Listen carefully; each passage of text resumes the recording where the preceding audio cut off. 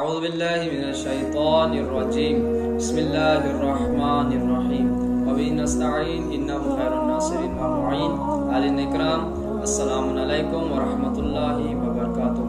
3 چیزیں ہلاکت میں ہیں، لوگوں کی ہلاکت 3 چیزوں میں ہے۔ پہلا تکبر، دوسرا حرص، تیسرا حسد۔ تکبر دین کو ہلاک کرنے والا ہے اور اسی کی وجہ سے ابلیس پر لعنت کی گئی۔ دوسرا حرص، یہ نفس کا دشمن ہے اور اسی کی وجہ سے آدم کو جنت سے نکالا گیا۔ تیسرا حسد، یہ برائی کا پشے خیمہ ہے، اسی وجہ سے قابل نے حابیل کو قتل کیا۔